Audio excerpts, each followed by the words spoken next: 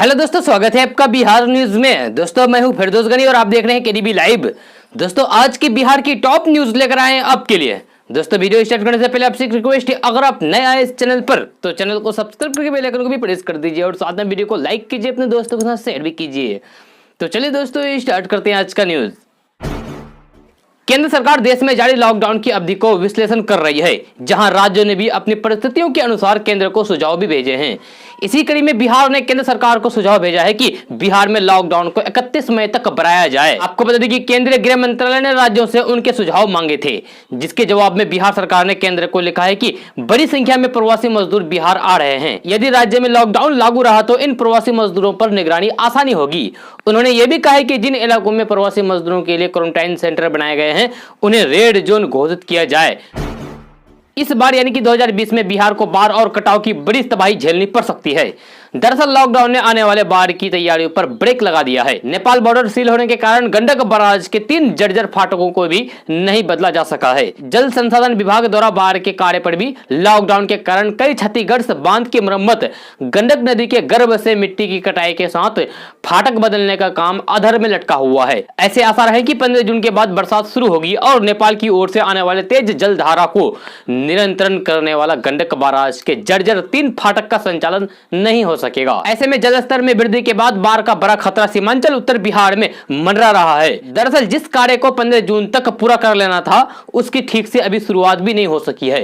Valmiki Nagar Gandak barrage के 3 फाटक पहले से खराब हैं, जिन्हें बाढ़ आने से पहले बदल लेना था, लेकिन अब तक इन फाटकों को नहीं बदला जा सका है। नेपाल सरकार की ओर से अनुमति नहीं मिलने के कारण इस काम पर ब्रेक लग गया है, क्योंकि बराज का यह फाटक नेपाल क्षेत्र में है।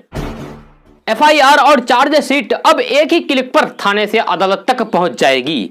जी हां, बिहार में शुक्रवार से इसकी शुरुआत भी हो चुकी है। इसके लिए जरूरी तकनीकी का काम पूरा कर लिया गया है। फिलहाल ये छोटे पैमाने पर होगा। अभी राज्य के 61 यानी कि 61 थानों को स्थानीय अदालतों से जोड़ रहा है। अदालत के साथ थानों को डिजिटल रूप में जोड़ने का काम इंटर ऑपरेबल परियोजना के तहत किया जा रहा है। इससे फायदा यह होगा कि थानों को डिजिटल तौर पर अदालतों से जोड़ने के बाद कामकाज में काफी सहूलियत होगी। बिहार राज्य के 3 लाख से अधिक नए लोगों के राशन कार्ड विगत यानी कि पिछले 7 दिनों में बनाए गए हैं। साथ ही साथ इसके निर्माण की भी प्रक्रिया अभी जारी है, अभी भी बन रहा है। मुख्यमंत्री नीतीश कुमार का स्पष्ट निर्देश है कि कोई भी गरीब राशन कार्ड से वंचित नहीं रहे। पदाधिकारी यह सुनिश्चित करें ताकि सभी योग्य व्यक्तियों को इसके तहत सभी लाभ निरंतर दिया जा सके। मुख्यमंत्री के निर्देश पर इस कार्य में तेजी आई है। वित्त मंत्री निर्मला सीतारमण ने किसानों के लिए कई बड़े ऐलान किए हैं। वित्त मंत्री ने प्रेस कॉन्फ्रेंस में बताया कि पीएम किसान योजना के तहत 9 करोड़ किसानों के खाते में 18,253 करोड़ रुपए भेजे हैं। अगर आपके खाते में पैसे नहीं आए हैं तो आप इसकी शिकायत सरकार की ओर से जारी नंबर्स पर कर सकते हैं।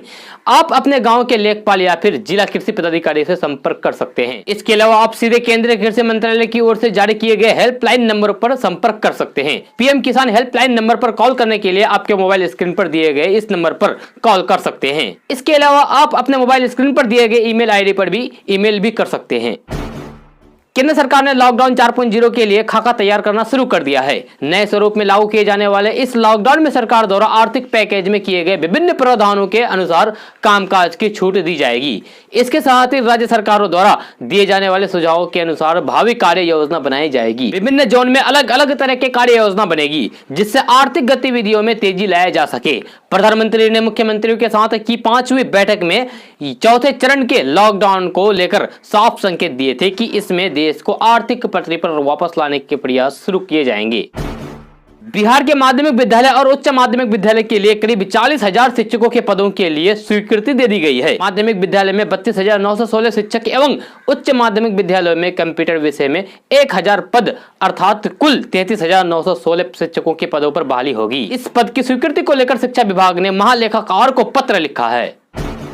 भारत में सरकारों को इसका अनुमान भी नहीं होता है कि भारत के पूर्वी हिस्से खासकर हिंदी पट्टी के राज्यों यानी कि उत्तर प्रदेश और बिहार से देश के बाकी हिस्सों में इतनी बड़ी संख्या में लोग मजदूरी करने जाते हैं। बहरहाल देर से भले ही आए दुरुस्त आय की तर्ज पर केंद्र सरकार ने इन प्रवासी मजदूरों को लेकर केंद्र में रखे हुए अहम फैसले लिए हैं। केंद्रीय वित्त मंत्री निर्मला सीतारमण ने 20 लाख करोड़ रुपए के पैकेज की दूसरी किस्त के तहत जो घोषणाएं की है उससे साफ है कि सरकार ने गाँव में रहने वाले बड़ी आबादी के शहरी कनेक्शन की अहमियत को ध्यान में रखते हुए बेहद जरूरी फैसले किए हैं, जिसका सबसे ज्यादा लाभ उत्तर प्रदेश और बिहार के बड़ी ग्रामीण आबादी को होगा।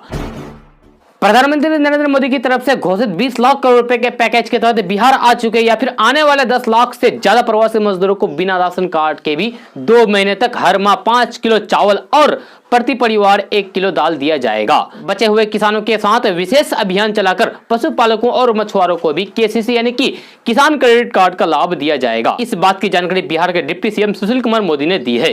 सुशील कुमार मोदी ने कहा कि प्रवासी मजदूर जब भी दूसरे राज्य में वापस आ जाएंगे तो वहां भी one nation one ration card के तहत वे अनाज का उठाव कर सकेंगे। केंद्र सरकार की घोषणा के अनुसार उन्हें दूसरे राज्यों में किराए के सस्ते मकान की भी सुविधा मिलेगी। अल्पसंख्यक समुदाय के लिए रमजान माह में अलग क्वारंटाइन सेंटर बनाया गया है। ऐसा ही एक क्वारंटाइन सेंटर गया में भी बनाया गया है, यानी कि गया जिला में बनाया गया है। लेकिन इस क्वारंटाइन सेंटर में रोजेदारों के लिए रोजा खोलने के लिए 2 खजूर भी नसीब नहीं हो रहे हैं। गया में जो मजदूर अल्पसंख्यक हैं और जो रोजा रखते हैं उनके लिए जिला प्रशासन ने अलग से जिले में 2 अल्पसंख्यक क्वारंटाइन सेंटर बनाया गया है। जिला प्रशासन का दावा है कि रोजेदार के लिए सुबह में सेहरी और शाम में रोजा तोड़ने के लिए खजूर दूध के अलावा फल भी दिया जाता है। लेकिन गया जिले के चाकंद हाई स्कूल में अल्पसंख्यक रोजेदारों ने जिला प्रशासन की बातों को सिरे से नकार दिया है। इस संबंध में रोजेदार मोहम्मद असलम अकबर और सरफराज ने बताया कि हम लोग मुंबई से आए हैं, पिछले 8 दिनों से क्वारंटाइन सेंटर में हैं।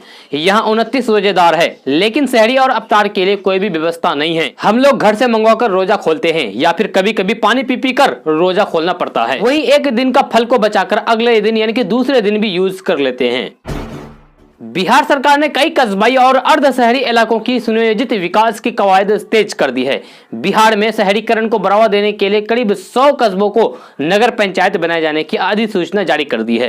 राज्यपाल फागू चौहान द्वारा हस्ताक्षर होने के बाद नगर विकास विभाग के सचिव ने अधिसूचना जारी करते हुए जिले को पत्र लिखा है। बिहार सरकार के नई अधिसूचना के तहत अब 100 से ज्यादा नगर निकायों के गठन होगा, जिसमें नगर पंचायतों को नगर परिषद में अपग्रेड किया जाएगा। विभाग की इस पहल के बाद बिहार में नगर निकायों की संख्या 143 से बढ़कर करीब 250 हो जाएगी। बिहार सरकार लोकल को वोकल करने की मुहिम और तेज करेगी। स्थानीय उत्पादकों की ब्रांडिंग के साथ ही ये भी पता लगाया जाएगा कि राज्य के बाजारों में किन विदेशी उत्पादकों की मांग ज्यादा है। इसके लिए राज्य सरकार ने एक सर्वे कराने का फैसला किया है। सर्वे के आधार पर प्राथमिकता सूची तैयार की जाएगी कि किन उत्पादकों की मांग अधिक है। ऐसे कुछ उत्पादकों का उत्पादन राज्य स्तर पर कराया जाएगा। इससे जहां विदेशी उत्पादकों पर निर्भरता घटेगी, वहीं राज्य में व्यावसायिक गतिविधियां बढ़ने के साथ ही नए रोजगारों का सृजन होगा।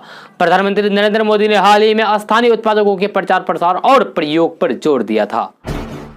बिहार के मुख्यमंत्री नीतीश कुमार ने पड़ोसी राज्यों से बिहार आने वाले मजदूरों को छोटे वाहनों से भी लाने का निर्देश अपने अधिकारियों को दिया है। दरअसल संक्रमण की रोकथाम को लेकर सीएम नीतीश कुमार लगातार बैठक करके अधिकारियों को निर्देश दे रहे हैं।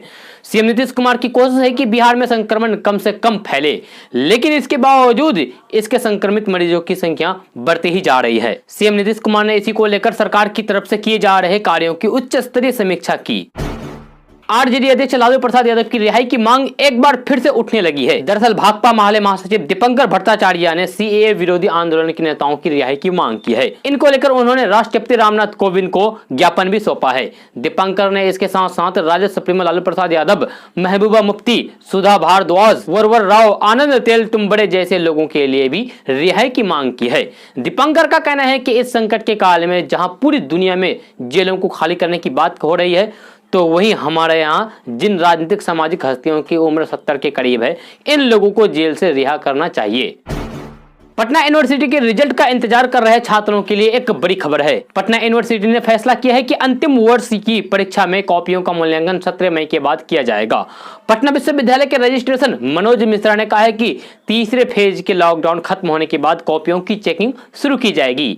इसके बाद ही रिजल्ट जारी कर दिया जाएगा।